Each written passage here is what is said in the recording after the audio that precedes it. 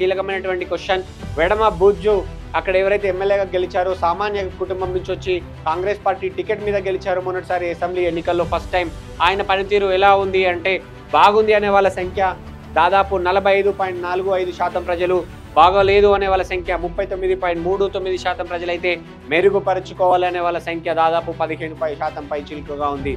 So వెడమ బుజ్జుకు సంబంధించినటువంటి MLA graph ఇది.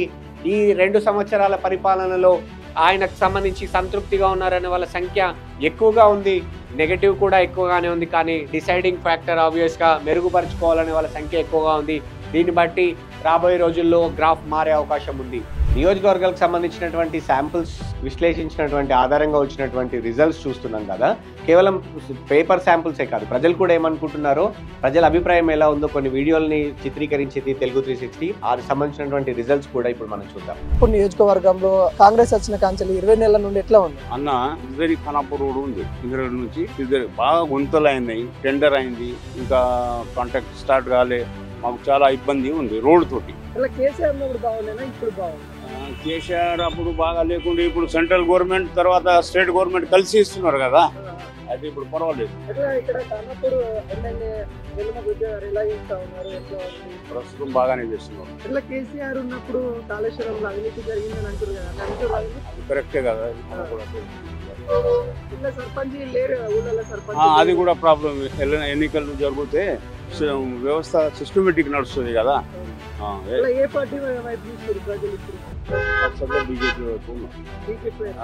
ఇప్పుడైతే మన కాంగ్రెస్ పాలన వచ్చినప్పటి నుంచి అయితే మంచిగా అభివృద్ధి జరుగుతున్నది. ఇంకా మంచిగా మన ఐసిమ్ కూడా మంచిగానే ఉన్నాయి. గవర్నమెంట్ మన బస్సు మంచిగా ఉన్నాయి, మన రైతు మన రుణమాఫీ కూడా చేసిండ్రు, అవి కూడా మంచిగా ఉన్నాయి. ఇంకా చెప్తే బాగున్నాయి కాంగ్రెస్. ఏం కోరుకుంటారు రేవంత్ రెడ్డి సార్? ఇక మాకు రేవంత్ రెడ్డి కావాలా, మాకు వెడమ బుజ్జునే కావాలా. కాంగ్రెస్ వచ్చింది కదా, ఎట్లా అనిపిస్తుంది? ఎట్లుంది? ఏం లేదు, కాంగ్రెస్ వచ్చినప్పటి నుంచి బాగా ప్రాబ్లం ఉన్నాయి. ఏం 6 గ్యారెంటీలు అన్నాడు, ఏమి ఇస్తలేడు. అది 2,500 రేషన్ కార్డు ఇస్తా అన్నాడు. అక్కడ ఎక్కడ పోయినాయి అని వేరే స్టేట్లో పోయి చెప్తున్నాడు మేము ఇస్తున్నామని, కానీ ఇక్కడ అయితే ఇస్తలేడు. ఏం లేదు, పెన్షన్ ఇంకా రాలేదు, ఆన్లైన్ ఇబ్బంది ఉన్నాయి అంటున్నాడు. 3 సంవత్సరాల నుంచి ఎమ్మెల్యే మంచిగా ఉన్నాడు, కానీ స్టేట్ నుంచి ఫండ్ వస్తేనే ఎమ్మెల్యే చేస్తాడు. ఎమ్మెల్యే చేతిలో ఇంట్లోకి ఏం చేస్తాడు?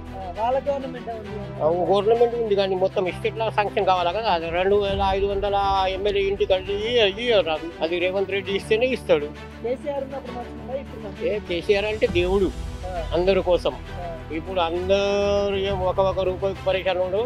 కేసీఆర్ ఉన్నప్పుడు ఎనీ టైం పైసలు వేస్తుండే.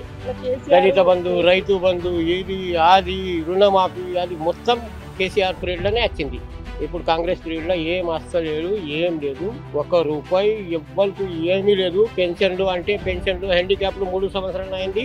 సదరం క్యాంప్ తీసి ఇంకా 70% ఇంజుడు ఉన్నా కానీ 1 రూపాయి వస్తలేదు.